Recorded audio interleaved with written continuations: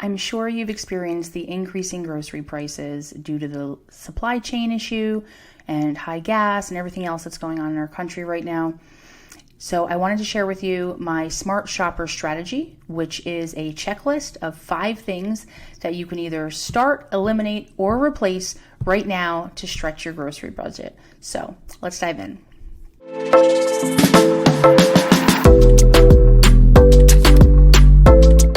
So Smart Shopper strategy is basically an acronym for the 5 things. So we're going to go through the SMART, S-M-A-R-T, for those 5 different items that we can check off this list. So the first one, S, is going to be start a price list. And if you're like, what, Elisa? That seems like a lot of work. Honestly, we probably already do this a little bit in your head right now, where, like I know that chicken breasts, well, before the crazy grocery prices increase of 2022, right? Before that started, I knew that I could find boneless chicken breasts for $1.99 a pound. Like some grocery store is going to have them on sale almost every week, or they were close to that at Aldi or Trader Joe's or Sam's Club, whatever. So that was kind of in my head. But now with everything changing so quickly and the prices changing so rapidly, it's a good idea to get back to basics and keep some type of price list. I don't know if you saw one of my stories on Instagram last week where I had gone to Walmart and purchased, a whole grocery list of things. And I always do pickup, so I can always look back at something that I bought previously and what the price was. So I purchased a, block of mozzarella cheese, and I was like, that seems a little bit higher. So after I got it, I went back and I looked the week before, no lie, 7-day difference. It was $1.28 for the cheese. And that day that I purchased it, 7 days later, was $3.74, a 262% increase in 1 week. And it's just crazy. So a price list will help you kind of keep track of the prices of things that you either buy frequently, or maybe you just want to keep track of the things that are most expensive on your list. Then just do it that way. But either way, some kind of list that keeps track of the item, the price, the size of the item is always important, especially if it's, like a container or something, because those sneaky grocery stores and manufacturers will change the sizing to make it smaller, but then keep the price the same because they think that a lot of consumers will be none the wiser. So you're going to be so much wiser, right? You are going to know, if you have a price list, whether something is a different size also, and that affects the price. So I would also keep on there the store that you got it on, if you shop at different grocery stores, and the date. And then I also like to note down a stock up price. So the goal of this price list is to determine whether you're going to buy something at the price it is at the store you're at, or whether it is an item you don't buy because it's too high, or if it's a good price and you want to stock up. So I always kind of like to determine the stock up price ahead of time, so I'm not in that emotional state of, oh my goodness, what if I don't see it lower than this ever again? Let me stock up just in case. Like, I don't want to be buying out of that fear, right? So I will try to set the stock up price ahead of time after I've kind of gathered a little intel, right? So that is what goes on your price list. Now, where you keep your price list is up to you. What feels natural to you? Do you shop with pen and paper? Do you write down all of your lists? Do you keep most things on paper? Then a simple sheet of paper will do. If you do digital, maybe like an Excel spreadsheet would be good for you. Or I keep mine on Trello. I love Trello for all things in my personal life, but especially for meal planning, groceries, budget, pantry inventory, all of those things I keep on Trello.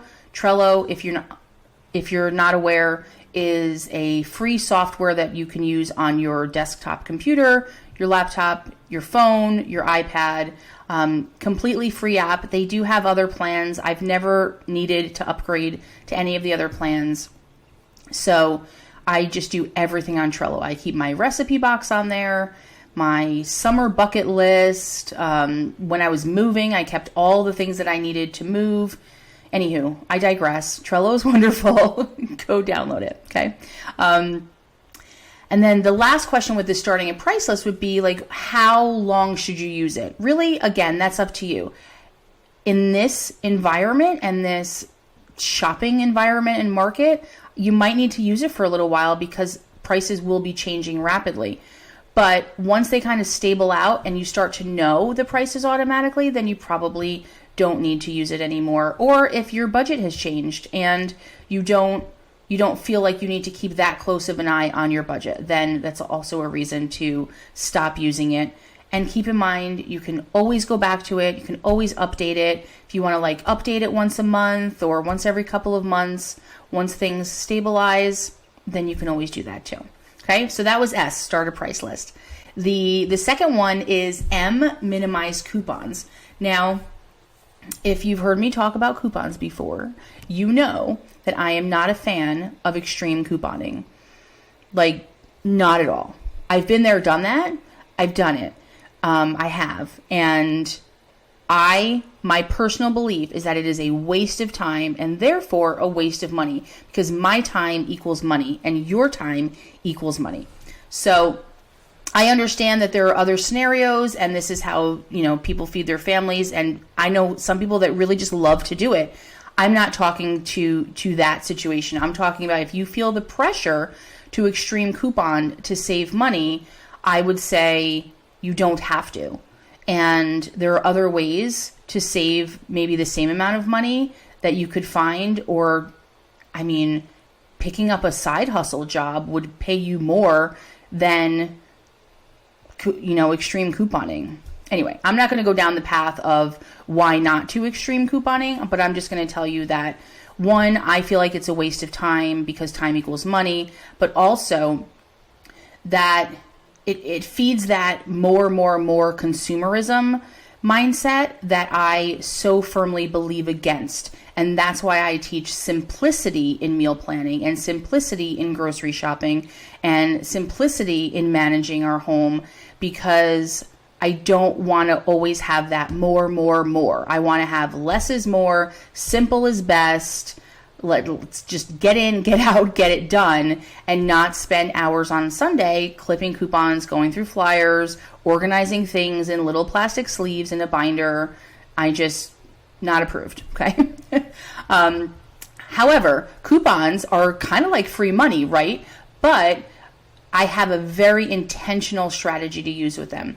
Now, intentional means you are not looking at the coupons and deciding if you want them. You are making a list of items that you could find coupons for that would make the most sense because maybe they're the most often purchased or they're the most expensive items on your list, whatever the case is.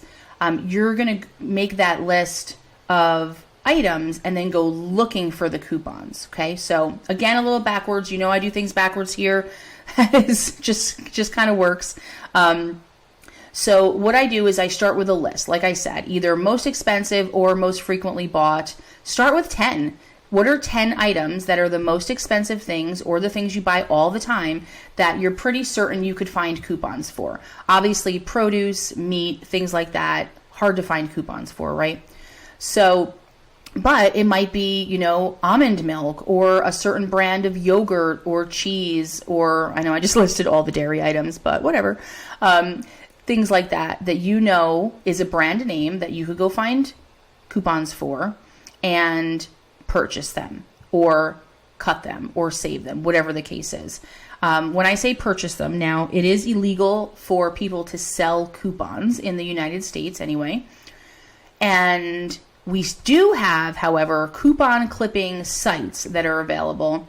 And basically, you do pay for the coupons, but you're paying for the person to basically it's like a shipping and handling fee. They've cut it out for you. They've organized it and gathered it for you. They've notated what the expiration date is and all of that, and they've shipped it to you. So you're paying for that. You're paying them for that and not necessarily for the coupon itself.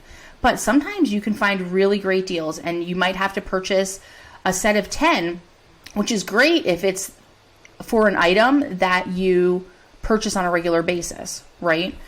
Getting 10 of them is like, oh, well, that's great. So kind of have to weigh out the cost benefit analysis there and see, you know, is it worth paying? A lot of times they're like 8 cents or 10 cents or 12 cents for a coupon, and it's $1 off something that you purchase very often. So in that case, I would say do it.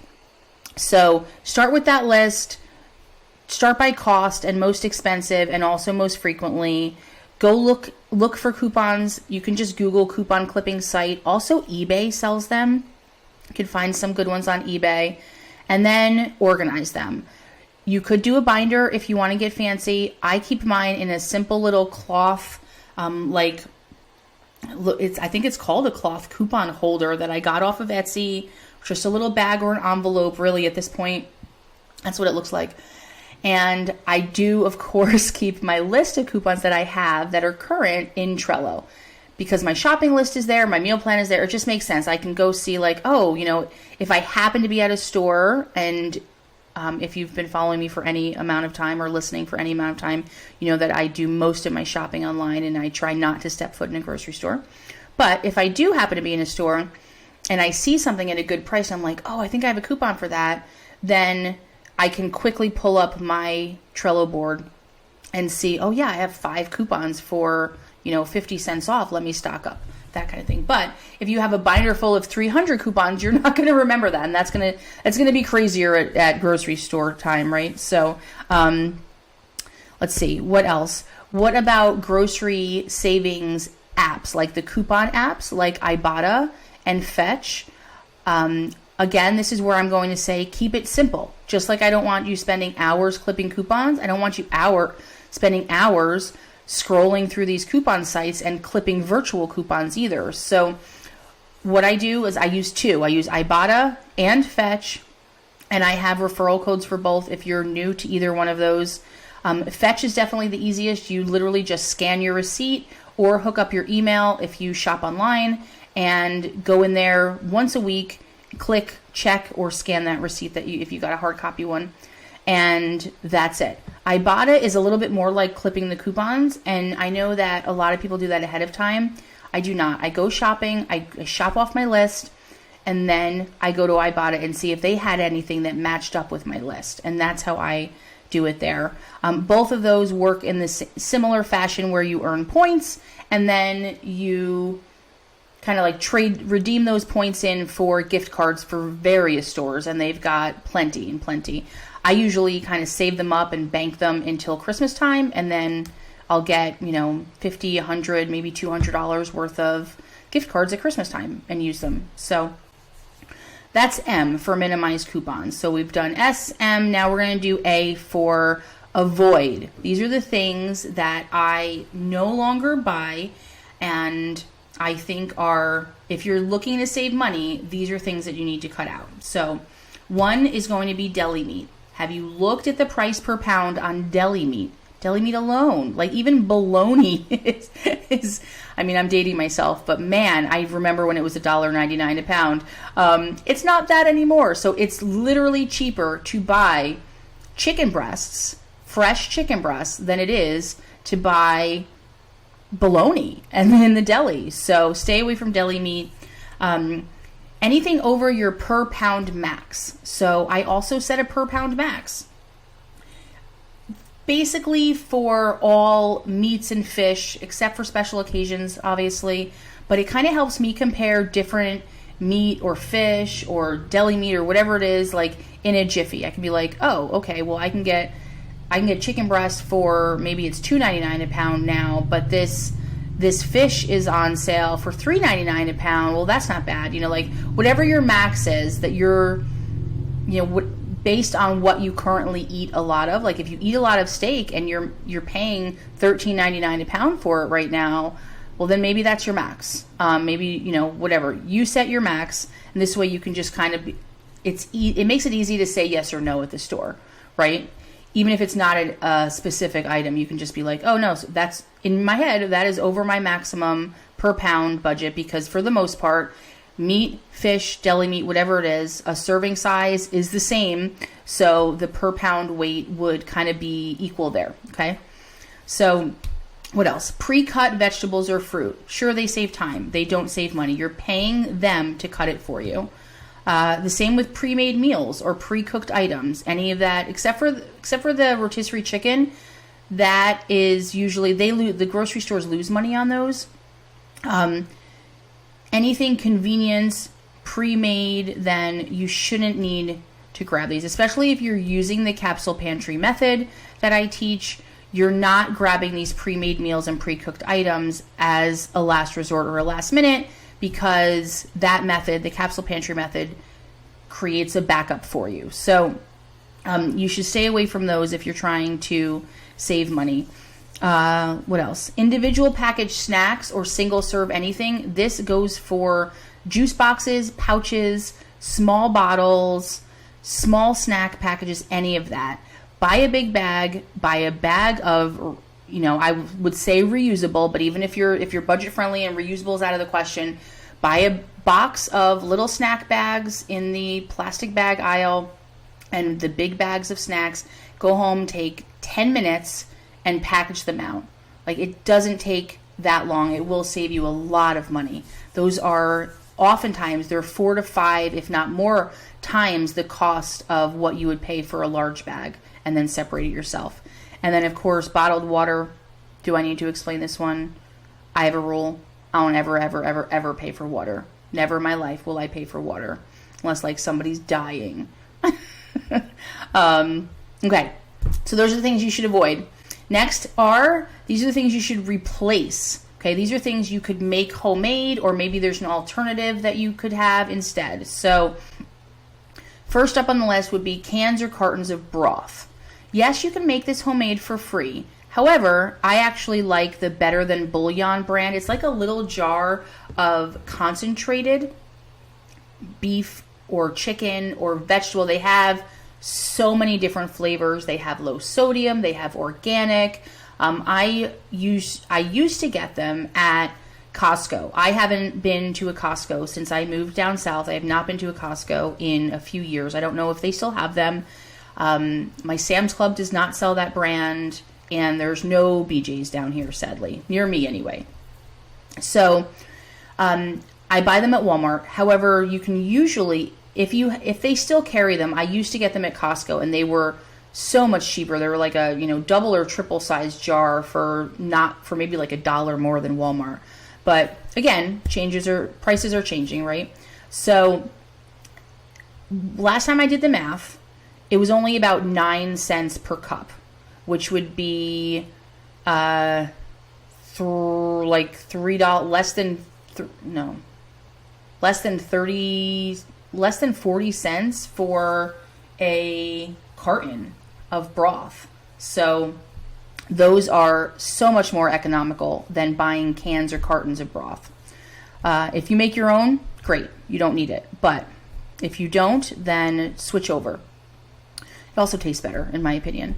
Frozen pizza. Here's another one. So frozen pizza, we do a thing here on Friday nights, Family Fun Fizzy Friday. I always mess it up. Family Fun Fizzy Friday, where we either have we either have pizza or a charcuterie board, and we watch a movie, and we have soda, which is the only time I allow soda. That's why there's the fizzy in there. I don't drink soda, I drink seltzer, but whatever. So takeout pizza is ridiculously expensive where I am, so we stopped doing that, and the frozen pizzas are not that great. So my little price saving tip, if you don't want to make your own, if you want to make your own, great. By Friday, I'm usually spent, and we don't want to make our own. Any other night of the week, sure. And, you know, my little one loves to help with making homemade pizzas. But my little saving tip for this is to get those take and bake, right? take and bake ones from like Walmart or Aldi. They're fresh pizzas. They're usually in the or near the produce section, and they're not frozen, but I freeze them and they taste better than the ones you buy frozen. So I'll bring them home. They're fresh, they're gigantic, and then I'll cut them in half or sometimes quarters, depending on if it's for me or him. And then I'll freeze them in, I'll just put them in a plastic bag and freeze them individually. This is also really great if you have different people in your family that like different toppings on their pizza. He only likes plain pizza and I like veggies on my pizza. So it helps because I'll cut these pizzas in quarters and then I'll just make a quarter for me, a quarter for him, and typically they're not that big. Or I mean, you can get some massive size ones. Either way, definite money saver there. Frozen pancakes and waffles, I never buy them. Just make some on a Saturday or Sunday morning. I don't even buy the what's it called? Like the waffle mix. It's easy enough to make with what you have, like flour, baking soda, a little bit of sugar. I think it's oil and egg, and well, I think there's only egg and waffle. Either way, easy enough to make from scratch. And then I always make a double batch or more, and then just put them as they come off the stove. They go right onto a pan that has parchment paper on it, and the pan goes right into the freezer. I don't even have to think about it. It's just part of the automatic pancake or waffle making routine here. Plastic snack and sandwich bags. Now, those plastic bags add up, especially if you have little kids, right? So I use reusable snack bags from 31, which you can order directly from if you have a consultant that you use or whatever. I think they're called the Snack and Go pouch. Or now all the stores, including Aldi, are selling fairly reasonably priced reusable snack bags, reusable plastic bags. Yes, they're an investment up front. I like to just, if I find a good price on them, or I find them maybe at TJ Maxx or Home Goods, I'll just pick one up, and then you'll just slowly accumulate and slowly get rid of buying the plastic bags. I mean, I still use them for some things, but in general, especially for snack bags. What else do I replace? Name brands. I mean, sometimes they're worth it. Sometimes they're not. It's a matter of personal preference, but don't be afraid to try a store brand instead of your normal name brand. A lot of times you'll find a smaller size too. So like, just see it. If you can fit it into your budget, try it. It might save you money in the long run. Okay. Bonus things that you can make homemade instead of store-bought to save you some serious money. And of course, they're going to be healthier. Things like bread. I just mentioned the pancake mix. Same goes for cake mix, brownie mix. All of those things take less than 5 minutes to put together. You know, if you're dumping a cake mix into a bowl and then you're adding egg and oil, cake mix is just flour, baking powder, and sugar. So just measure those things out and throw it in the bowl. Like, it's so much cheaper to do it that way. Spaghetti sauce, applesauce, make your own. French fries, chicken tenders, or fish sticks. These are all things like if I make them for dinner, I just make sure that I make a double or triple batch and then I freeze the others. Breakfast sandwiches. You can make a whole bunch of those at one time on a weekend. Same with muffins, biscuits, Texas toast, baby food. I'm just going down the list here, things I've written down. Oatmeal packets. Oatmeal and granola bars are easy to make. Yogurt. The kind that is, all different flavors with fruit. I will typically now only buy one larger plain yogurt. And then we do parfaits. We call them parfaits. So in a little tiny glass jar, I'll just layer the yogurt with some fruit and some granola and maybe some honey if it needs sweet, if the fruit isn't sweet enough, but much, much healthier. Also much, much more economical. And marinades and sauces. Marinades and sauces, you buy a bottle, they're filled with the gross oils, but also it's so much cheaper, just oil, some kind of like lemon juice, acid, and spices. It's so much easier and cheaper to make your own marinade. Okay, we're almost done. Tea. The last one on this list here, on this smart shopper strategy, would be train yourself on unit prices. So what is a unit price? If you don't know, it's basically the price per standard measure on an item. So a standard measure is typically like ounces or pounds, or maybe it's a quantity. Maybe it's a box of 12, okay? Why do you need to look at unit prices? It's what I said earlier. The manufacturers and the grocery stores are getting sneaky, and they're saying, okay, well, instead of charging more, we're going to charge the same, but we're just going to make the package smaller. We're going to give them less for the same amount of money, so it's technically costing you more, right?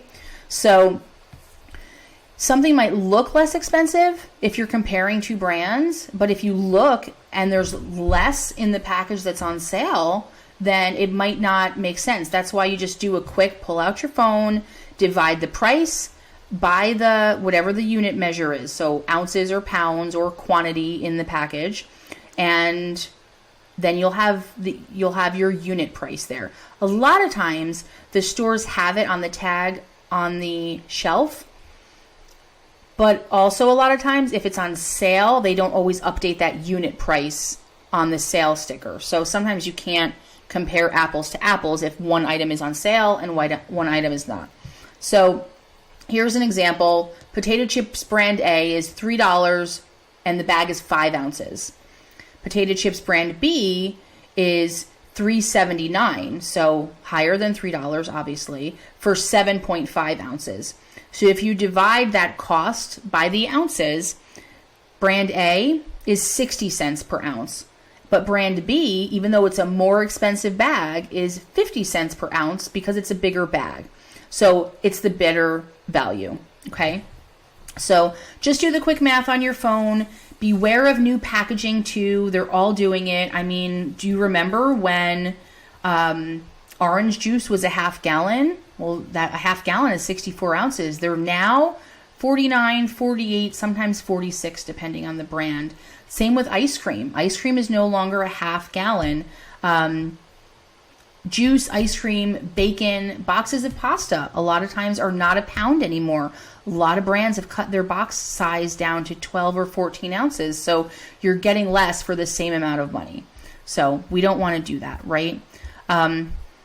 Okay, so this guide, if you want the physical copy and then a video of me going through it and walking through it, is available in my shop, shop.mealplanningblueprints.com. Or if you're a Capsule Pantry Blueprint student, you've gotten this as a bonus and it's included in your course. Or if you're considering the course in the future, then you'll get this included. So hopefully that is helpful to save some money at the grocery store right now.